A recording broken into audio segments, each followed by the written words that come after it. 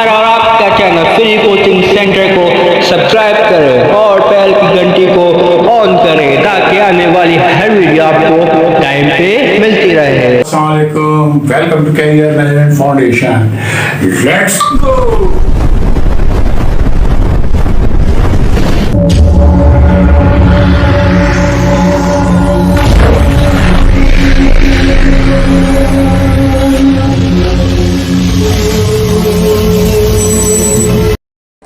अस्सलामुअलैकुम, मोहम्मद अंजुम आप एक दफ़ा फिर हाजिर कैरियर मैनेजमेंट फाउंडेशन की तरफ से। ये एक तालीमी चैनल है।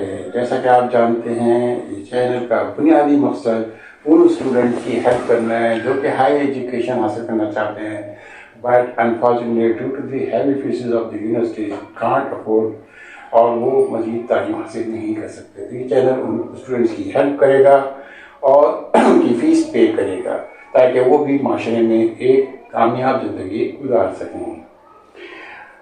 इसके लिए आपसे गुजारिश है कि हमारे चैनल को सब्सक्राइब करें, ज़्यादा से ज़्यादा शेयर करें, हमारी वीडियोस को आखिर तक देखा करें और बेल के आइकॉन को प्रेस करें ताकि सारी आने वाली वीडियोस आपको टाइम पे मिल सकें। अब तक हमने मुख्तलिफ टॉपिक डिस्कस किए, अकाउंट्स, इंग्लिश और मुख्तलिफ मोटिवेशन डिस्कशन भी किए। आज हमने जो टॉपिक आपके लिए सेलेक्ट किया है वो है ह्यूमन रिसोर्सेज मैनेजमेंट। हम इस पे मजीद क्लासेस लेंगे कि ह्यूमन रिसोर्सेज मैनेजमेंट क्या है और इसके बारे में पढ़ेंगे। तो बगैर कोई वक़्त किए हम चलते हैं अपनी क्लास की तरफ। Let's go. Human resource management, actually सबसे पहले जहन में सवाल आता है what is the human resource management. Human resource management actually है क्या? तो ह्यूमन रिसोर्स मैनेजमेंट एक मेरे हिसाब से मैं ये समझता हूँ कि human resource management is a science of the people. ये पीपल की एक साइंस है, एक फिलॉसफी है जिसको समझना, जिसको सीखना हर एक के लिए बहुत ज़रूरी है। एचआर मैनेजमेंट ज़रूरी नहीं है जैसे एचआर के पीपल या एचआर के लोगों के लिए ही हो, बल्कि हर डिपार्टमेंट के सुपरवाइजर, हर डिपार्टमेंट के इंचार्ज, चाहे वो सप्लाई चेन हो, चाहे वो फाइनेंस एंड अकाउंट्स हो, चाहे वो मार्केटिंग हो, चाहे वो ई कॉम हो, चाहे कोई सा भी डिपार्टमेंट हो, उसके सुपरवाइजर, उसके मैनेजर्स, उसके हेड ऑफ डिपार्टमेंट को एचआर की तमाम क्वालिटीज़ जो कि एचआर के पर्सनल की होती हैं वह सब क्वालिटीज़ उनमें होनी चाहिए। क्योंकि जिस तरह एचआर एक ऑर्गेनाइजेशन को रन करता है, जिस तरह एचआर एक और पूरी ऑर्गेनाइजेशन को देखता है, इसी तरह डिपार्टमेंट हेड, डिपार्टमेंट मैनेजर अपने डिपार्टमेंट को देख रहा होता है। उसको उसी तरह वही सारे काम, वही सारे फंक्शन अपने डिपार्टमेंट के लिए करने होते हैं। अपने स्टाफ को मोटिवेट करना होता है, अपने स्टाफ को ट्रेन करना होता है, अपने स्टाफ को लीड करना होता है, कोच करना होता है। तो इसलिए एचआर मेरे लिए ख्याल से सबको आना चाहिए। ठीक है। अब अनफॉर्चुनेटली या फॉर्चुनेटली पाकिस्तान में इसके ऊपर कोई काम नहीं हो सका है। हमारी यूनिवर्सिटीज एचआर पर्सनल तो बना रही है, लेकिन वो सिर्फ किताबों जो कि बाहर की लिखी हुई बुक्स हैं उनको एक रट्टा लगा के या उनको पढ़ा के एचआर के पर्सनल को, यूनिवर्सिटीज को डिग्रियां दे रही हैं। लेकिन क्या वो वाकई एचआर की सही प्रॉपर डेवलपमेंट भी कर रहे हैं? Of course not. हम ना, जबकि बाहर की दुनिया में, यूरोप में, यूएसए में जिस तरह एचआर की एजुकेशन दी जा रही है वो बिल्कुल एडवांस तरीके से दी जाती है। वहाँ पे ना सिर्फ लीडर बनाए जाते हैं, वहाँ क्रिएटिविटी बताई जाती है कि एचआर के लोगों को किस तरह क्रिएटिविटी क्रिएट करनी है, किस तरह लीडर बनना है, किस तरह ट्रेनिंग देनी है। इन तमाम चीज़ों को प्रैक्टिकली बताया जाता है। हमारी तरह यहाँ पे अभी इतना काम नहीं हुआ है। हम सिर्फ अभी बुक्स पढ़ के क्वालिफाई कर रहे हैं और डिग्रियां ले रहे हैं। शायद इसी वजह से हमारा एचआर डिपार्टमेंट पाकिस्तान में आगे इतना तरक्की या इतना आगे नहीं जा सका है कि वो दुनिया के HR डिपार्टमेंट का मुकाबला कर सके। अभी कुछ यूनिवर्सिटीज इस पे काम कर रही हैं, रिसर्च कर रही हैं और वो भी इस पैटर्न पे कोर्स कराने की उन्होंने शुरू कर दिया है। शुरू में HR का कोई कंसेप्ट नहीं था। HR जो ह्यूमन रिसोर्सेज हैं उनके बारे में कोई नहीं सोचता था, लोगों के बारे में कुछ नहीं समझा जाता था।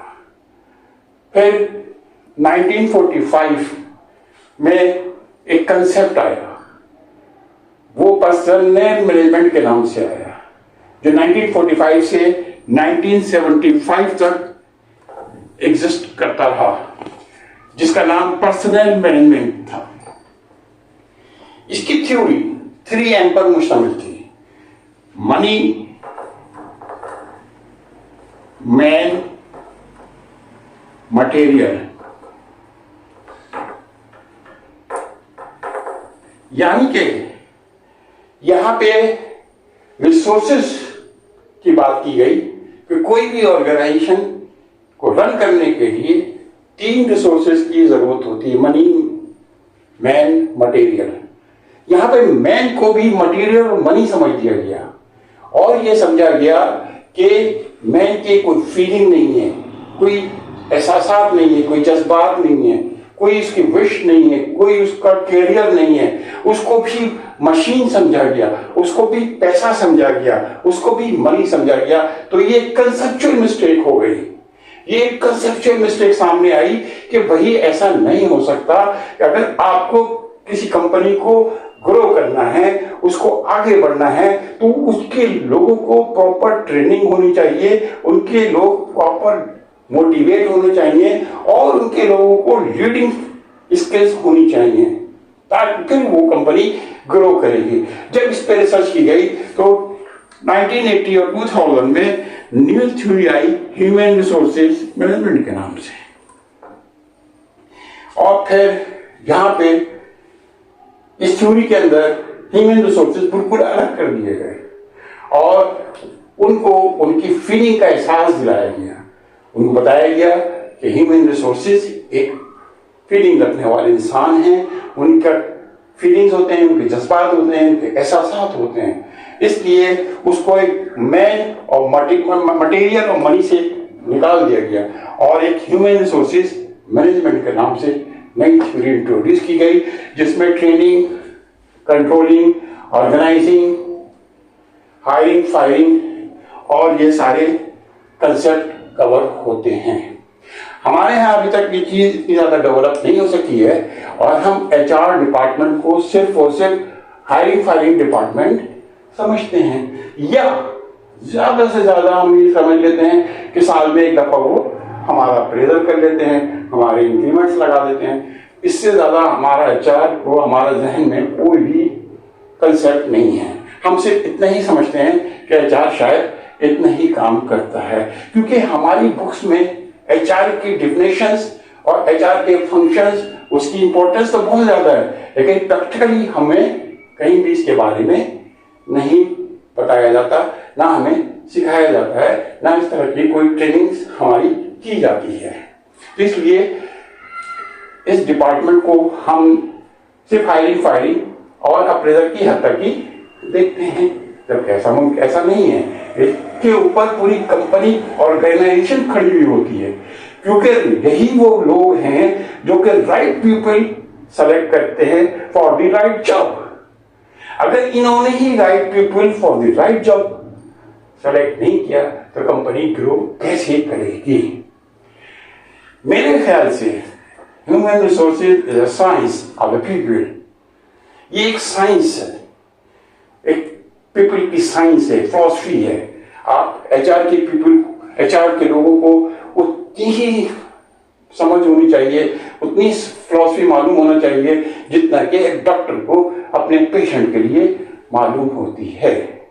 डॉक्टर जानता है कि उसके पेशेंट को क्या बीमारी है और उसको किस वक्त कौन सी मेडिसिन देनी है, उसको कौन सी किस वक्त मेडिसिन देनी है कि वो इस बीमारी से निजात पाए। लेकिन इसी तरह HR को भी पता होना चाहिए कि उनके स्टाफ मेंबर्स में कौन कौन सी स्ट्रेंथ है, क्या वीकनेस है, उनकी स्ट्रेंथ को किस तरह बेस्ट तरीके से यूटिलाइज करके कंपनी के विजन से मिलाया जाए और उनकी वीकनेस को किस तरह मुख्तलिफ ट्रेनिंग लेक्चर्स या उनकी मजीद एजुकेशन से उनकी उस वीकनेस को किस तरह हम उनकी स्ट्रेंथ में कन्वर्ट कर दें ताकि यह स्ट्रेंथ कंपनी के विजन से मैच कर जाए।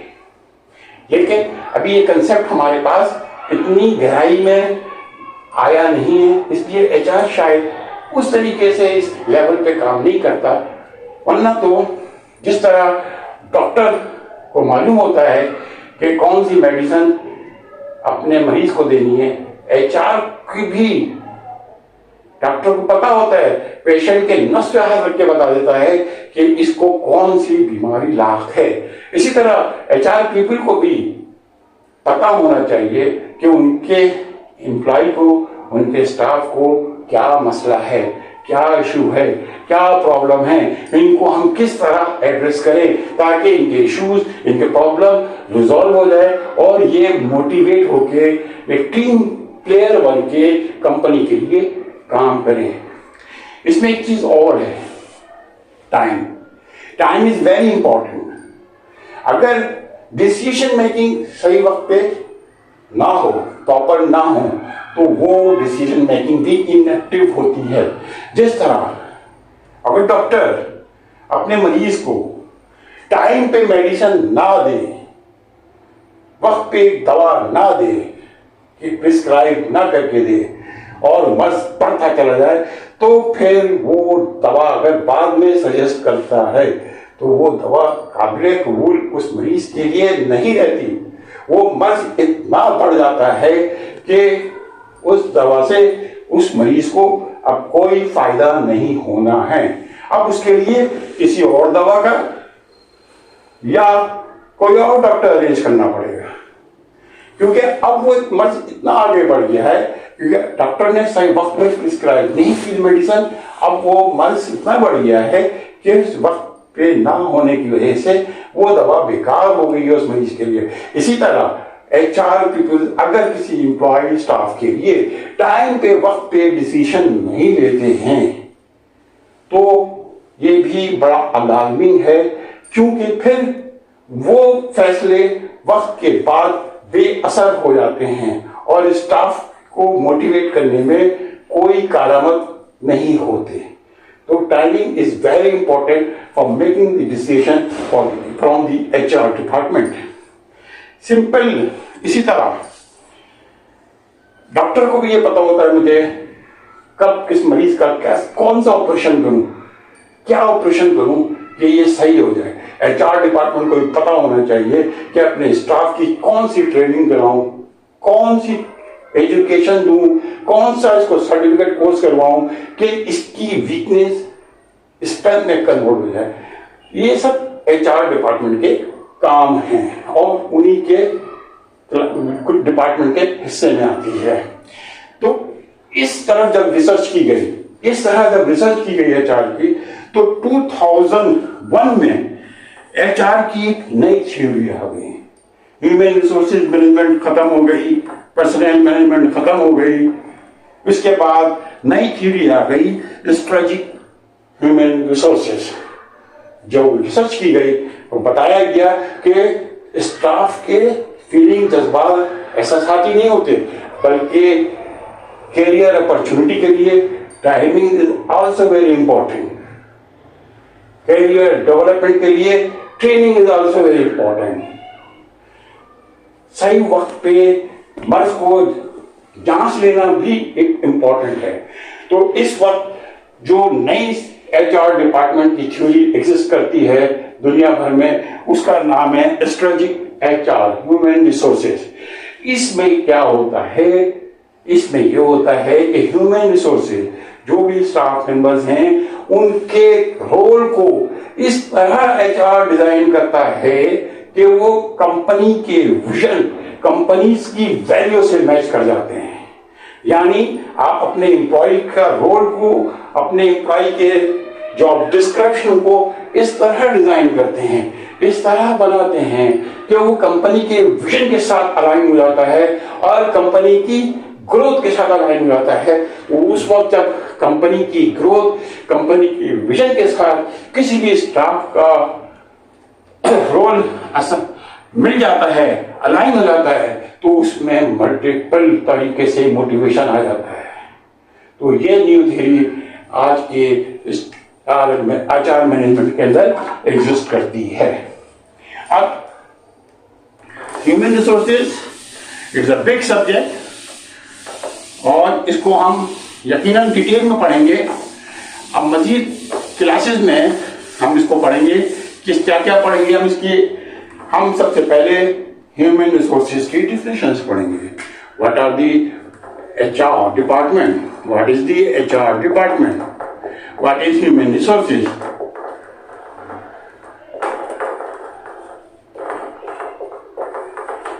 हम पढ़ेंगे what is human resources. Human resources आखिर है क्या?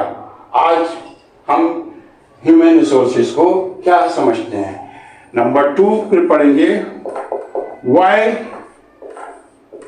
It is so important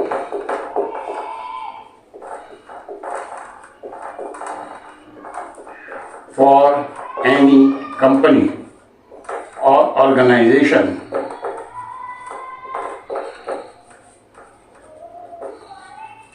then we will study about functions of the human resources.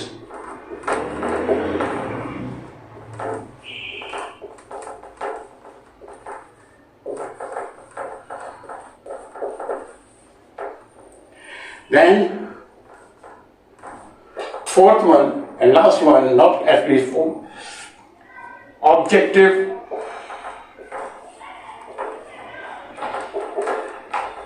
of human resources.